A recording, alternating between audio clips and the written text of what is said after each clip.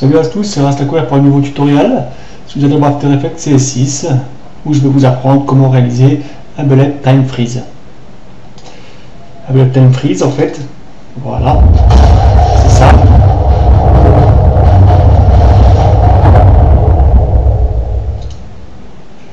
Donc ici on voit que le suivi est bon avec en fait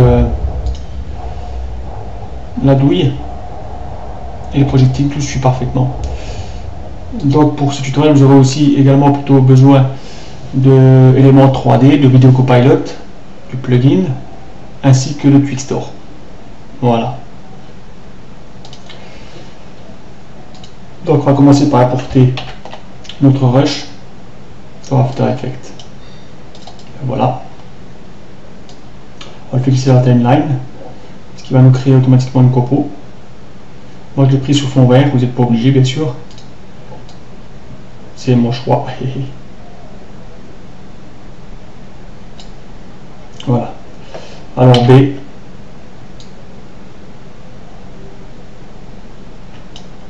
N. Pour sélectionner cette partie, clic droit, raccorder la copo à la zone de travail. Ce qui a pour effet de nous créer une composition par rapport à la longueur de notre sélection. Voilà. Alors, là-dessus, je vais rajouter mon effet Keylight.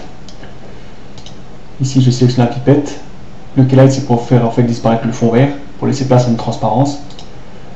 Voilà, vu que la prise de vue est bonne, ben, ça va carrément tout seul. J'aimerais peut-être faire pour dire. On va laisser comme ça, c'est très bien. Voilà, comme jeter un œil en Screenmate. Vous voyez là, ici, là, c'est en fait ce qui se passe, tous les points noirs là, et ben, c'est ce qui disparaît de mon image. Donc on va laisser à 100%. Dans Screenmate, on va augmenter le clip black, ce qui va faire disparaître le noir. Et le clip white, on va le descendre. Voilà, jusqu'à ce que les points noirs sur moi-même disparaissent. Il ne faut plus du tout. Hein. Voilà, là c'est nickel. Enfin, nickel, je pense. On va aller voir tout le résultat. Impeccable. Que demande le peuple? B.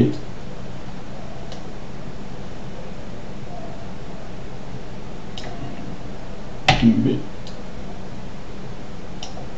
N. Voilà, je fais plutôt comme ça, moi. Voilà. Pour être sûr que mon tracking soit correct. Ici, je vais créer un masque, ici, à côté de la plume pour les rectangles. Voilà. Comme ça, on est tout bon. On désactive la transparence pour vérifier. Nickel chrome. Voilà, c'est très bien. Ensuite, là-dessus, je vais rajouter l'effet de suivi de caméra 3D ici, par effet et paramètres prédéfinis, on peut l'appeler, hein, suivi. Moi, j'avais déjà appelé suivi de caméra 3D.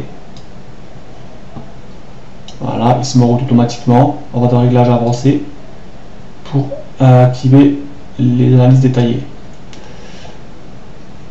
Le calcul est en train de se faire. Hein. Voilà, rien ne nous empêche, CTRL-I, d'importer un fond déjà. Voilà, je vais prendre le fond que j'ai fait pour ma vidéo à moi et de le glisser derrière. On peut toujours ici, pendant que ça se fait, effet correction colorimétrique courbe. Pourquoi? Parce qu'en fait on voit que mon fond il y a une dominante de vert, et bien sur moi il n'y est pas quoi. Donc on va la modifier ici dans les paramètres de couche. On va chercher la couche de vert et on va augmenter un peu le vert. Voilà. La résolution vient de se faire de la caméra. Je vais encore augmenter un peu le vert. Pas trop non plus abuser, et je vais un peu assombrir l'image et augmenter encore le vert. Voilà, nickel. Voilà, mon suivi de caméra, et bien il est fait. Ok, donc on va ici sur les points, je ferme. Voilà, ici je vais quand même fermer ça. Voilà, nickel. Voilà, on voit ici on peut définir en fait une cible si on veut. Ici on ne le fera pas. Hein. Vous voyez, parce qu'on n'a aucun point cohérent. Donc voilà, on peut augmenter les points de suivi, la taille ou les réduire. Voilà. Donc on va chercher le point de suivi qui nous intéresse, en l'occurrence sur la roue du canon. Pour moi, clic droit, créer nul et caméra. Suivi de nul, on le renomme track. Voilà. On appuie sur la touche S pour augmenter son échelle. Voilà. Puis sur R pour faire une rotation en Y. Pourquoi? Parce que je veux que la flèche bleue là, l'axe Z, elle soit alignée sur le canon. Regardez, c'est pas du tout le cas là. Pourquoi? Parce qu'on va se servir justement de ce nul en fait pour traquer. Voilà. Après c'est pas une obligation. Hein. Je vous rassure, là je vois que c'est un peu trop, donc je reviens. Voilà, impeccable. Tout devrait bien se passer. Voilà. Donc ensuite, je vais commencer à chercher mon muzzle. Bon, ben, c'est celui que j'ai pris de ma vidéo. Voilà, moi j'ai tous les packs de... Enfin, tous les packs. Les télécharger, je vous conseille de télécharger en fait les Action Movie Essentiel 2. Mais bon, pour le tuto, je vous mettrai dedans, je vous mettrai tous les fichiers nécessaires, d'accord? Pas de souci. Vu que je suis pas radin, voilà, je prends celui-là.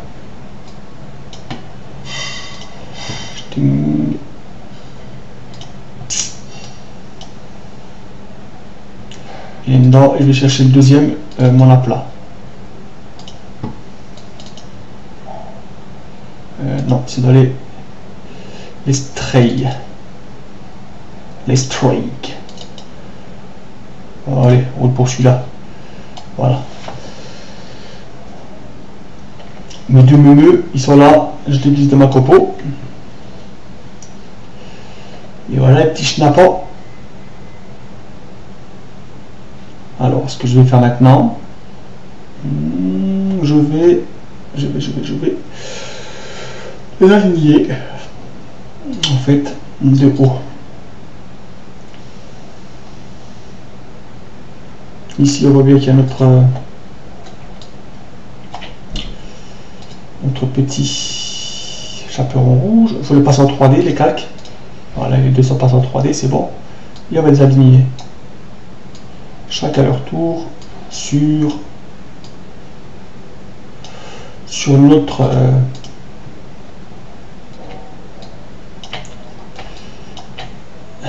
arme, simplement. On s'occupe déjà de la hauteur. Voilà. Voilà. Maintenant, on va faire une rotation sur l'axe Y. Voilà. On va vraiment s'aligner au milieu. On n'hésite pas à zoomer pour voir ce qu'on fait, bien sûr.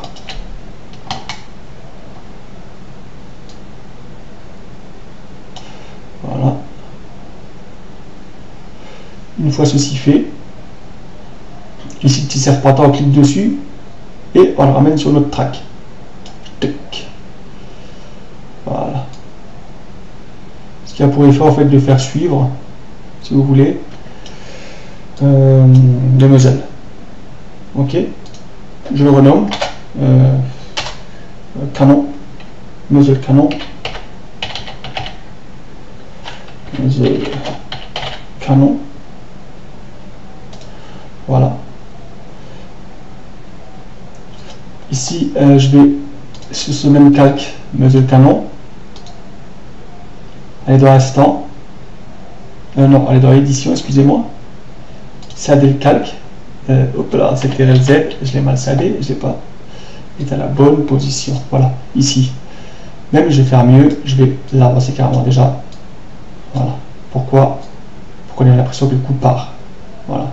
Voilà, maintenant j'avance d'une image encore. Et je garde sur ce calque. Édition. Sader le calque. On a deux parties maintenant. Une partie animée, une partie qui va rester fixe. Pourquoi elle va rester fixe? Parce qu'on va être dans calque, instant, et on va geler l'image. Puis on va l'étendre jusqu'à la fin de la copo. Voilà, ce qui va avoir pour effet de tac, le coup part, et voilà. On se retrouve maintenant avec un muzzle qui suit et qui reste en fait, on va dire, allumé. Vous voyez. Donc voilà. Ici, rebelote. On va aller au début de notre muzzle, ici. Et on va le ramener en fait devant. Comme l'autre en fait. Simplement. Voilà, je vais aller de la caméra haut. Et il faut le ramener en fait à la même position. Avec F rotation.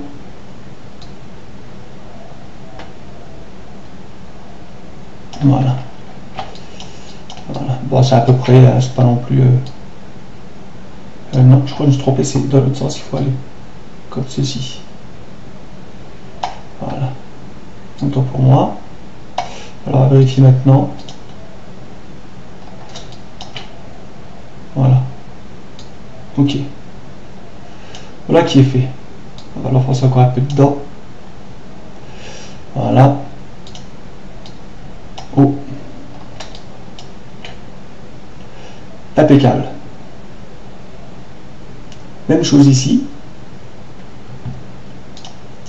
Sur ce calque qu'on est en train de travailler, donc celui-ci qu'on vient de positionner, hein, celui-là, on va faire glisser l'escargot, enfin le serpentin, jusqu'au track. Voilà. On passe aux caméra active. Voilà, pour voir ce qui se passe. Voilà, il suit avec. Exactement au endroit qu'on a sélectionné tout à l'heure pour couper le calque, on va faire la même chose sur celui-là. Édition, sceller le calque. Bon, normalement, c'est CTRL majuscule D pour sceller le calque, mais le problème c'est qu'avec Camtasia, ben, ça pose un problème, donc je ne peux pas utiliser le raccourci clavier. Voilà. Donc le calque du haut du jour est fait. Calque autant pour moi. Instant. Je lis l'image. Et on la ramène jusqu'à la fin de la copo. Voilà. Voilà, ça suit très bien. Qu'on peut constater. Maintenant, si on veut déplacer ce muzzle, il faudra pas oublier de sélectionner les deux calques qui sont en relation. D'accord. Voilà. On peut le laisser nommer muzzle tout court celui-là. Voilà, ce que je vais faire, c'est CTRL majuscule, je sélectionne mes deux calques. Je fais CTRL D pour les copier. J'appuie sur R pour une rotation. CTRL Z. Alors, sur quel axe? Youpi, CTRL Z, je vais carrément utiliser la flèche. Tac, on prend la flèche rouge là. Et on le fait rotationner. Je savais pas que ça se disait, mais bon. Voilà. C'est nouveau, ça va être sortir. Voilà, comme ça on a un peu un effet de profondeur. Comme on avait fait la liaison par enfant tout de suite, chaque action qu'on va avoir sur Snap, tous ces calques là, en fait il va avoir l'impact d'être lié à notre objet nul. Voilà. Ce qui me convient parfaitement.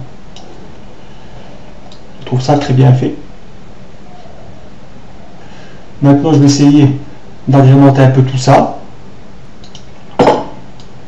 On avait ici chercher la lueur diffuse. Que l'on trouvera aussi dans le panneau effet. Hein. Voilà, ma lueur diffuse. On va l'appliquer, allez, au premier.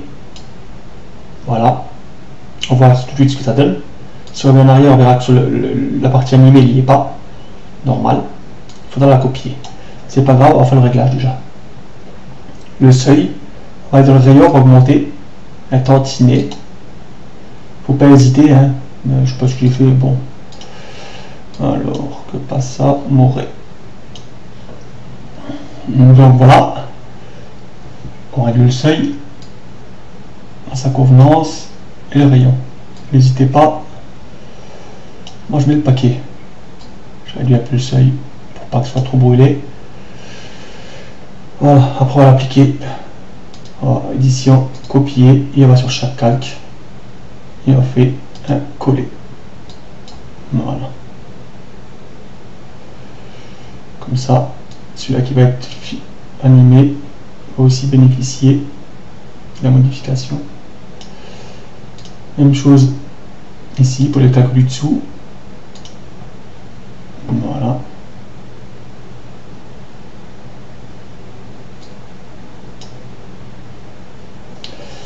Et on continue sur celui du dessous. Même chose. Alors on a oublié peut-être là, on peut coller, idem que celui-là. Édition coller. Voilà, c'est complet.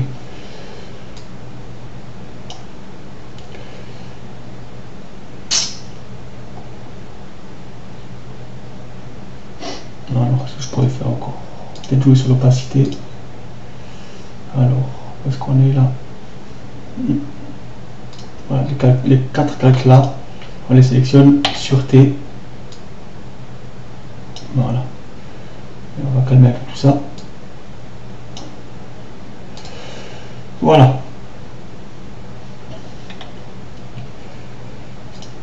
Ensuite, ce que je vais faire, voilà, on va aller chercher encore un autre effet, enfin plutôt des rushs, des bruits de recharge. On va aller chercher la torche avec ce qu'on a.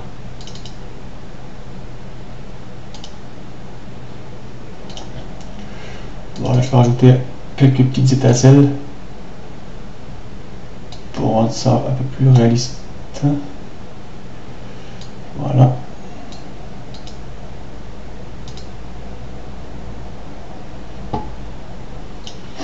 Alors le crush hit, il va falloir faire la même chose. On va le glisser dessus. Le passeur 3D. Le mettre ici, aligné sur les premiers coups de départ. Voir ce qu'il dit. Oh, c'est pas trop mal ça. Voilà. L'aligner sur. Voilà.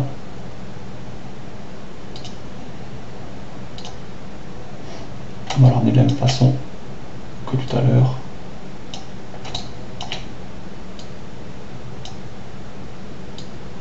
Sur notre ici, sur la base.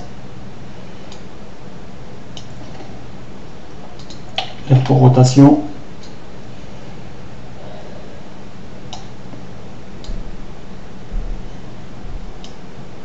voilà.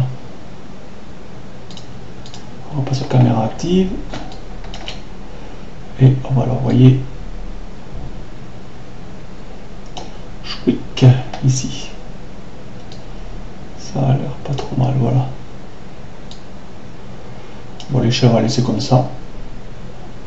Et encore une fois, avec le serpentin sur track.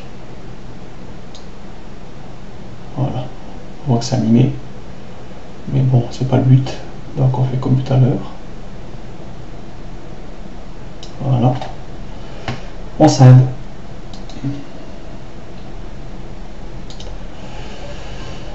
Voilà. Sur celui du haut, calque, instant, remappage temporel et on l'étend. Ah non, je me suis trompé, excusez-moi. C'était Z.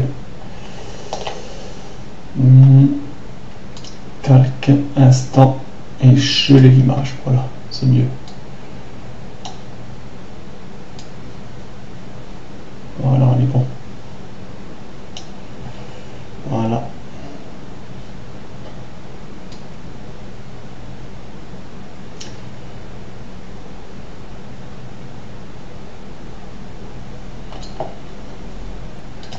Donc voilà pour la première partie. Je vais faire 2 parties parce que là on est déjà à 20 minutes. Je ne sais pas ce que ça donnera sur YouTube. Voilà, la prochaine partie en fait c'est pour le ralenti. Voilà. On se voit dans la deuxième partie alors. Salut.